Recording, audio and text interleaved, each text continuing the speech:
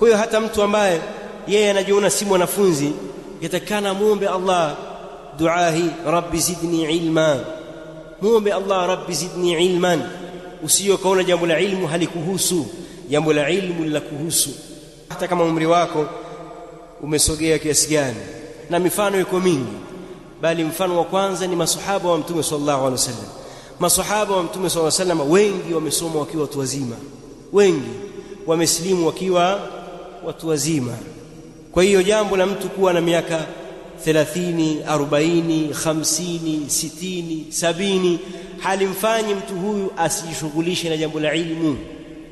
Ilmu ni njia ambayo kila mmoja katika sisi atakana aifuate, na siri katika hiyo ni kwa sababu kuzidishiwa uongofu na hidayah, jambo hili na ziada hiyo imefungamanishwa na ilmu. Kwa hiyo jambo la ilmu hakuna ambaye halimuhusu, kwa sababu hakuna ambaye hataki kuwa na ziada ya hidayah na uongofu wa kumtambua Allah subhanahu wa ta'ala. Na ndio maana tunamwomba Allah kila siku, ihdina as-sirata al-mustaqim.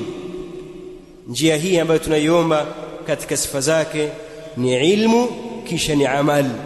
Kwa hiyo katika dua ambayo yatakana mtu aikithirishe sana ni maneno haya, rabbi zidni ilma.